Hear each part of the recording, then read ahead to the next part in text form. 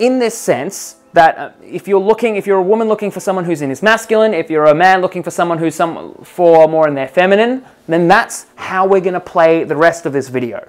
But it's also worth pointing out that very much in the fact that same-sex couples, for example, someone always plays the masculine, someone always plays the feminine.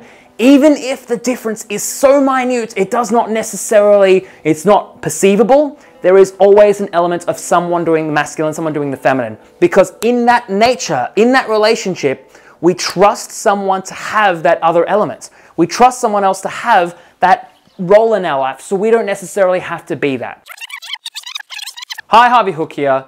What do a magnet, a bubble, and a splinter have in common? At the end of this video, you're going to find out so much more about confidence, about attraction, and a big P word, a big, long, hard P word called polarity, and how that's interplays between the two. Now, this is a Ask Harvey video. There is no question here. Normally I answer some of the most common questions. In the future, I'm also going to be answering some real questions that you guys have been asking me via Facebook. But for this video, I felt it was so important to give you basically some really intense fundamentals when it comes to understanding attraction, when it comes to understanding people.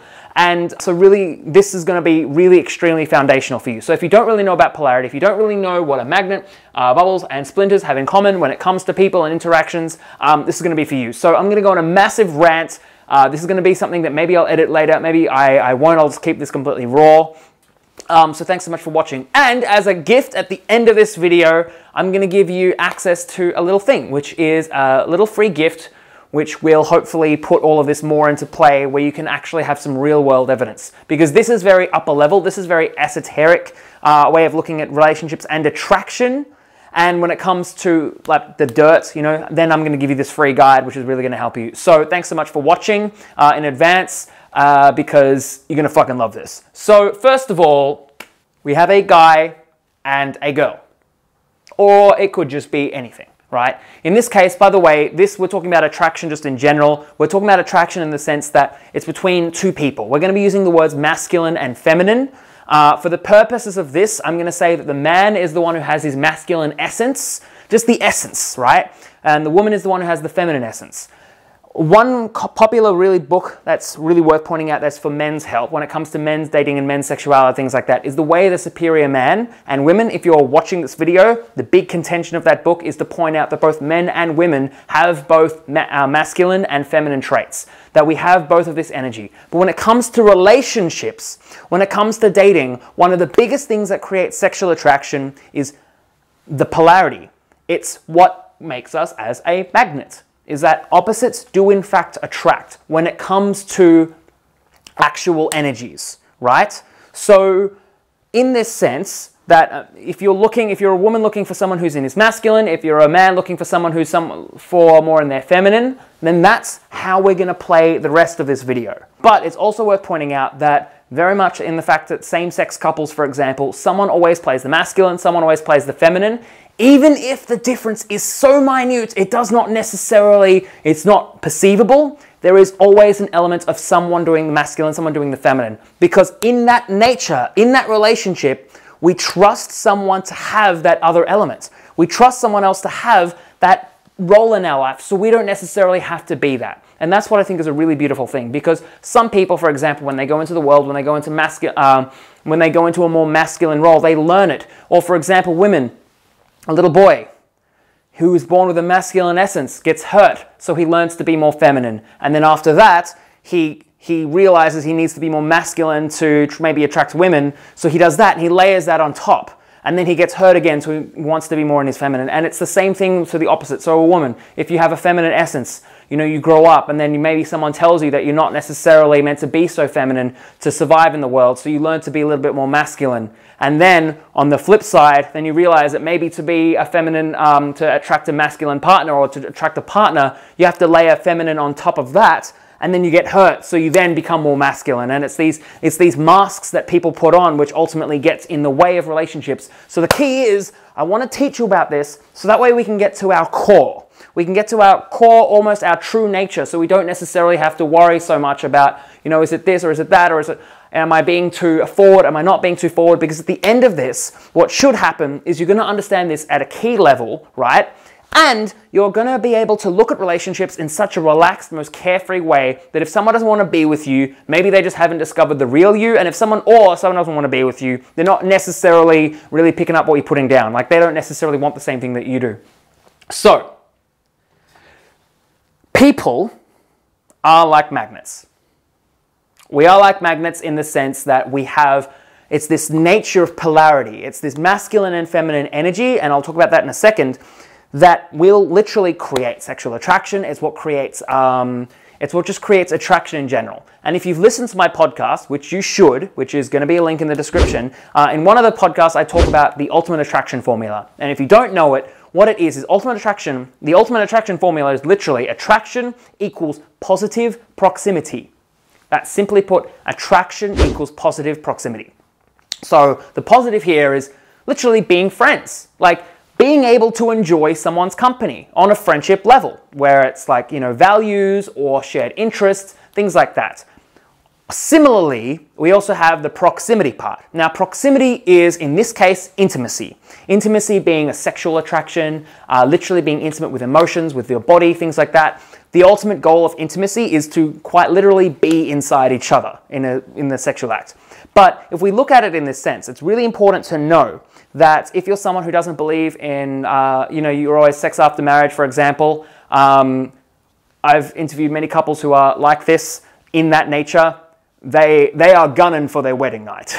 Like, they are attracted to each other. And without that intimacy, without that sexual attraction, you literally just have the positive. You literally just have friends. And for men, if you're watching this video, because this is I know the channel Get Him Hooked. I know I work 90% with women, but this is for everyone right now. This is why I'm talking about this really fucking generally, because you guys need to know this.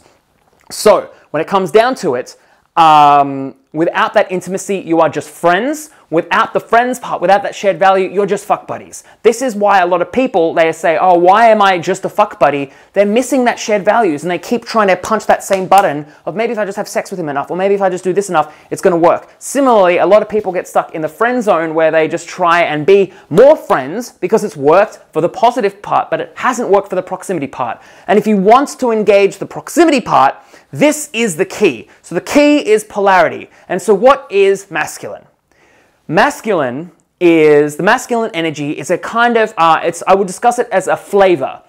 One energy is not more important than the other, but it's a flavor. So one energy has, masculine energy, for example, is an energy that is more purpose-driven, while feminine energy is more process-driven.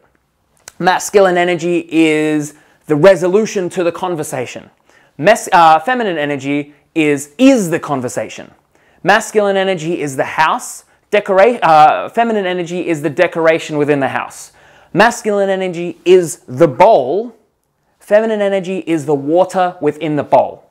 And if you look at this, again, I've interviewed so many couples because when it comes down to it, if a man who's more in his masculine, when I ask him what he loves about his woman, what he loves about their relationship, is that the best couples are always the ones that say, my woman really makes me feel like I'm a superhero, which is the role of the masculine. He wants to feel like he's more masculine. He wants to feel like he's winning at life. He wants to feel like he belongs.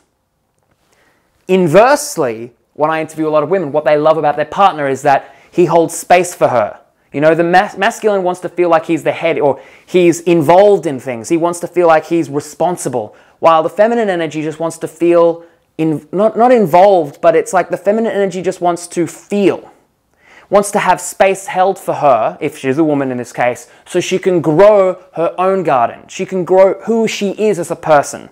And I say this with utmost determination, that it's just like a lot of problems that I get when it comes to women in relationships is that their partner isn't hearing them, isn't holding space for them. And a lot of, on the men's side, they don't really feel like they belong or they haven't earned the relationship. There's a saying that I love. It's not really a saying. It's from the book Richard Dawkins' The Selfish Gene, where it's like, if a knight has to slay a dragon to get a girl or to get his princess, he ain't looking at other princesses because he is going to have to slay another dragon. It's energy conservation at its finest. But, so when it comes to people interacting, this is where we get into the bubble bit. Because why is a bubble important here?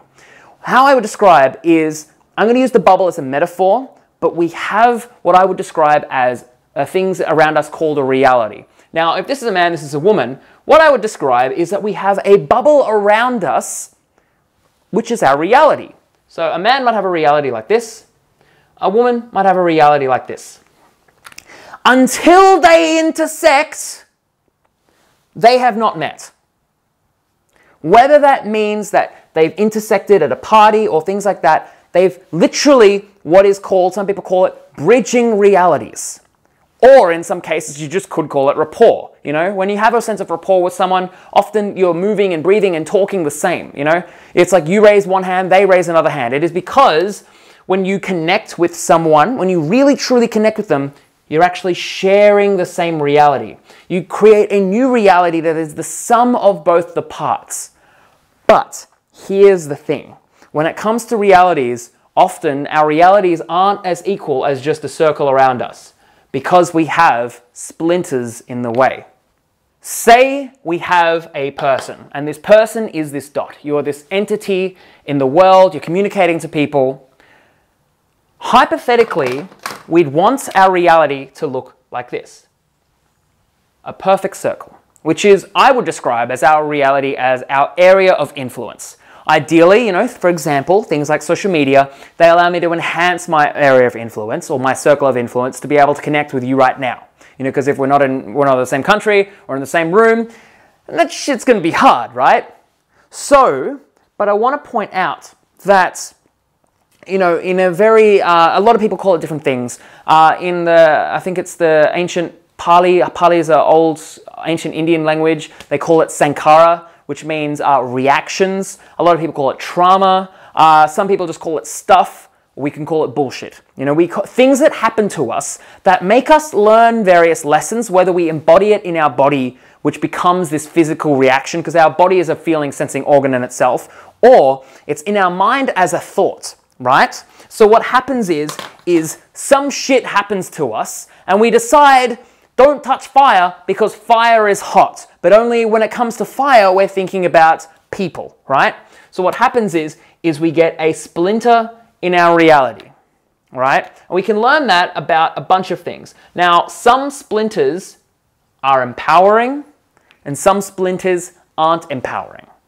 In the sense that we have, for example, someone who their partner cheated on them because they were overweight. They might create an empowering splinter, which is outside of their reality. It's outside, which actually increases their area of influence. Some people create, maybe for example, they get hurt one too many times in relationships and they decide never to have a relationship. So in actual fact, what should have been a perfect circle with all of these empowering or disempowering splinters, our reality can look something like this. So we have something that brings us back. It might be normal and there. Maybe fitness is a thing. Maybe we get hurt there. We get hurt there. And our bubble becomes this extremely odd shape. This is why, and I'm going to talk more about energies in a second, this is why relationships are so incredibly healing. Because what happens when we need another person who has the same bubble, but maybe they're empowered in this way, but they're hurt in this way, or in this way, and their bubble becomes this thing, and they connect at one element, you know? And it's this connection that maybe two people can bond over, and they share something unique. And it's that their two realities come together through the time and the whole dating experience. This is why dating, you know, is often referred, this is why I often refer to dating as an experience, you know. We're experiencing each other because we're experiencing each other's realities. You know, you can't tell each other who we are. You have to show it. You have to show it by going out on dates, experiencing, sharing values, making mistakes, having arguments, making up, making love. All of these things are all ways that you share each other's reality. Now, this little intersecting intersection, for example, might be just one tiny thing that allows two people to connect. It might be that one person really likes the gym and the other person just also likes the gym or wants to get fit. And it's through this elements that we share that connection. And from there, it's other things can spark. Obviously, the more you guys connect, the more values in the positive section of the equation connects, then there's more of a chance of a spark. But what I want to show you something extremely interesting now when we look at positive and negative, or this polarity of the idea of masculine versus feminine. I'm going to give you now an activity that you have to do tonight, not now, do it tonight because you have to watch this video, that is really going to help you experience the opposite energy. You know, it's going to really help you tap into that masculine or feminine energy that someone else feels, to help them see you, or help you see how other people experience your energy. And what that is to have a session of practiced self-love, whatever you want to call it, where if you have a fantasy in your head, instead of being you, you know, instead of, if you have a fantasy, because some people don't, instead of being you when you are practicing the art of self-love, switch it. For a second, I want you to be the ideal partner and experience what it's like to make love to you. When you do this, it's a really amazing thing because you put yourself, it's like an outer world experience sometimes. I remember the first time I did this personally, I felt my own energy, and I felt my energy as this very dark, deep energy.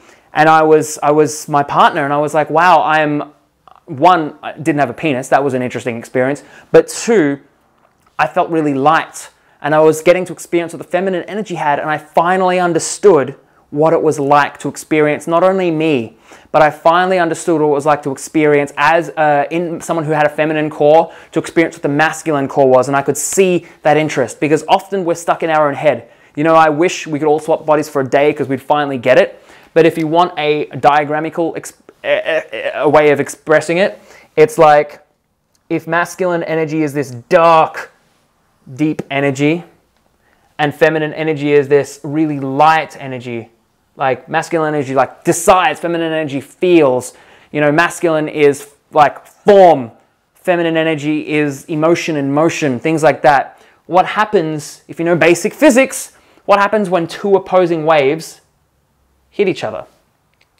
What happens when two opposing waves hit each other? When two opposing waves hit each other, they cancel each other out. When two real people with amazing energies, one masculine, one more feminine, you know, same-sex couple, not same-sex couple, I don't give a shit.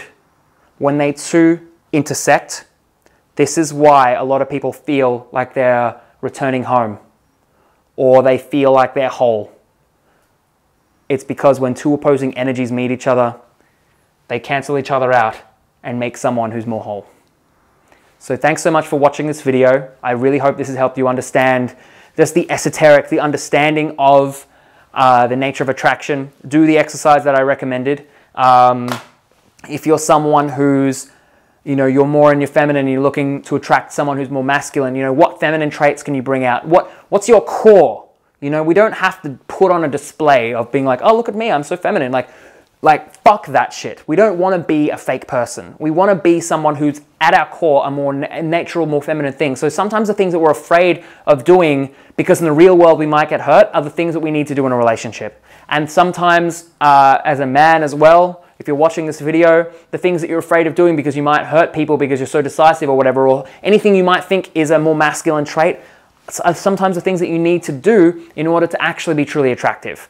And as a really important thing, right, it is so worth knowing, and when you know this and you experience this for the first time, everything kind of just works. You realize this, especially when you're in a relationship, the things, fucking write this shit down. The things that you hate about your partner or annoy you about your partner are actually the things that you love about your partner. You know, if you're a woman watching this, if you're into a guy and he frustrates you because he's always working late or things like that, it's probably because you also like him because he's so purpose-driven. And as a man, if you're watching this, you know, yeah, someone who's more in their feminine, they want to feel things out, they want to discuss emotions, they want to understand the world experiencing. It's the difference between, like, you know, someone who's more in their masculine shopping, right? Like, I'm someone who's more in my masculine. If we're shopping, we like decide. Like, we've already known what we're shopping. Like, we've probably bought it online if we could. And if we couldn't, we've gone to the shop specifically.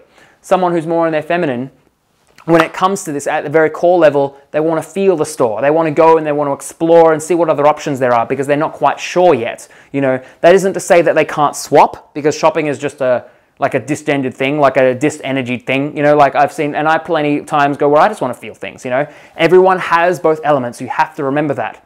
But it's knowing that the things that you probably annoy you about your partner are also going to be the things that you love about them, you know.